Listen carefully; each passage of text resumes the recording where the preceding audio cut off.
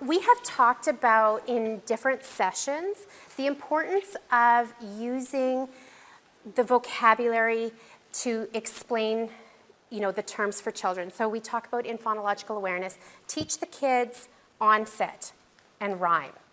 Teach the kids in phonics, vowel, consonant, blend, digraph. Use that language. Mm-hmm. It's so much easier to teach to those skills when you can use that language. And it's the same with vocabulary. We need to teach vocabulary. We need, when it talks about, I love this quote, if students come to school with a limited vocabulary, where else but in our classrooms are they going to learn it?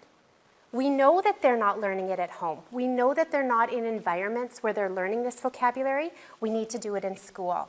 And I will be perfectly honest, vocabulary instruction as a classroom teacher and a resource teacher for me was 100% my weakest area of those 5 pillars. And had I knew of the sort of the structure that we're going to talk about today, I think I would have felt like, okay, I know where to go with this. I know how I can do this. I didn't know how to fit it in. I was very much incidental vocabulary teacher. So when we came across the word in the book and I'm reading aloud, I might stop and say to the kids, does anyone know what this word means? And we might talk about it. We didn't really engage with it afterwards. I didn't pre-plan. I didn't go through my book before and pick out the words I was going to explicitly teach. So we're going to talk all about how you can do that to support vocabulary today. The important thing is, we've talked about the rope model a lot. If you aren't sure what the rope model is, you can go to the hub and it's on there. And the bottom 3 strands are those word learning strands. So that is your phonological awareness, your phonics, and your sight word acquisition. We've talked a lot about those pieces. Vocabulary lives in those language comprehension strands up at the top. We all can still learn new words. We will never master that skill. So once decoding skills are mastered for kids, the biggest barrier then for comprehension is vocabulary.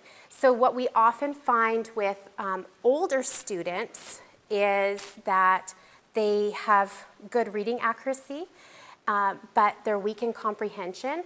And it's not necessarily about teaching them how to infer or predict or question. It's about teaching them what words mean.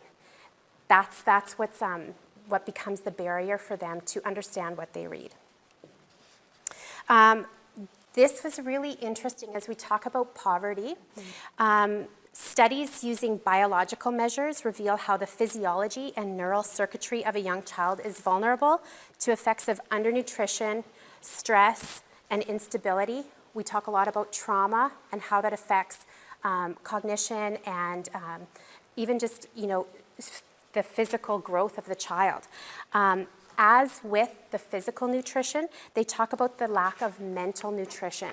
So that stimulating language that adults use with children can actually, if it's not being done, it can actually stunt a child's physical growth. And maybe their brain. Mention before we move on that this isn't just our children that come from maybe those lower socioeconomic homes. Nowadays, we know kids aren't engaging in oral conversation necessarily as much as they used to at home with their family. Technology has taken over our lives, and those affluent families and those children coming from those homes are affected as well. So they've talked about how the number of words, if you've ever have any of you heard of that 30 million word gap? Yeah. Okay, so it technically isn't 30 million words, but really what that research was talking about is that children from disadvantaged homes come into school with a 30 million word gap versus their middle class and upper class peers. But what they're finding is, as Dana said, that word acquisition at home before school has to be adult to child. So that's how the child increases their own oral language. If the child is just engaged with a TV or even overhearing adult-to-adult conversation, that's not going to support their oral language. So it's actual words spoken to the child, which they're finding is decreasing before the child comes to school.